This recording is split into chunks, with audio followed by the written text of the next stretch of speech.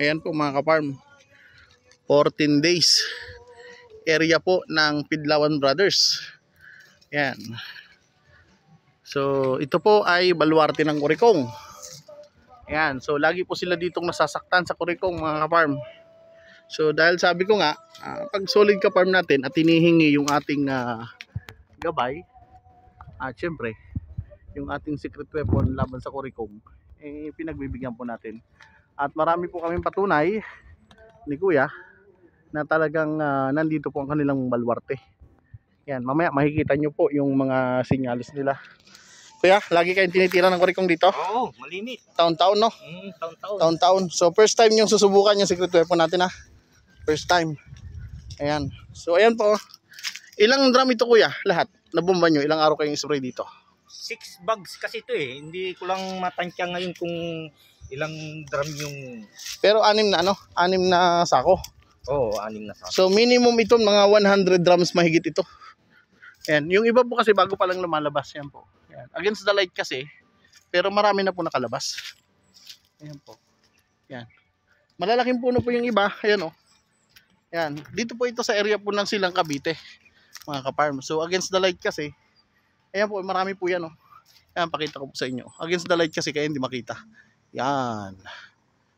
So ito, nire-recommend ko po dito, first shot, second shot bago magpabaon.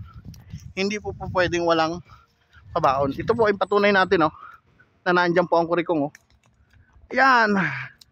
Ayan po, oh. Yan. Napakatindi po ng kanilang atake, oh. Kaya paano po kayo makakapagpabutil dyan kung kita po na natin na nandiyan po talaga yung kanilang presensya. Yan po mga kaparm. So ultimong talbos pa lang tinitira na nila, how much more pa po yung mga magiging bunga. Kaya pala Kuya, taon-taon ito talaga. Oo, taon-taon dito. Laging inuubusan kayo ng Kurikong. Talagang dinali kung ubos. Yan, so susubukan natin. Para lang makabawi kayo dito. Ayan, so sabi ko nga po, to see is to believe. Kung hindi man po natin tira sila ngayon, eh at least po makakuha tayo ng magandang numero. Hindi ko po ipinapangako yung ng 100% dahil first time ko lang po itong i-guide sila mga kaparm. Ayan. Pero aminado ka na Kuya na hindi talaga nakaya ang Kurikong dito, ha? Hindi kaya. Talagang kaya lang ako pumasok dito sa iyo kasi hiningi mo na rin yung tulong ko. Oo. Ayan.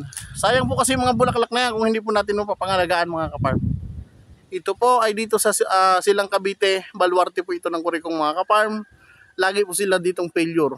So itatry po natin yung atin pong Kaparm TV secret weapon at using po yung iba't ibang uri po ng mga chemicals na kinakailangan mga kaparm. So under Kaparm TV Mango, nandito po tayo sa area ng Pidlawan Brothers at susubukan po natin na makatulong sa kanila mga kaparm. So muli, God bless, happy farming.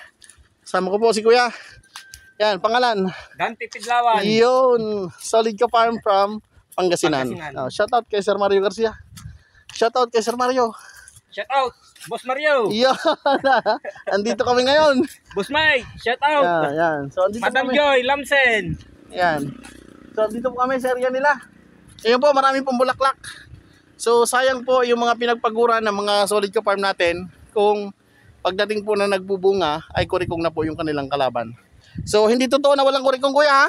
Hindi totoo. Mayroon. Solid ang Kurikong dito, hindi nawawala. Taon-taon. Yan. So kaya doon sa mga nagsasabi po na wala pong Kurikong na mga technician, eh wag na po nating i-divert yung isipan ng ating mga kaparm. Kasi ang puhunan po dito ay hindi po tanso, kundi pagod po at saka yung kanila pong mga kapital. At karamihan po katulad ko ay inuutang din po minsan ang mga gamot. Ayan po, napakarami po niya, no? Yan.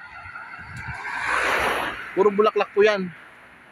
Yan. Ito po ay 6 bags na in-induce. More or less 100 grams ito Kuya sa estimate ko. Kung 6 na sako. Ayan. Ayan po. Yan. Dami.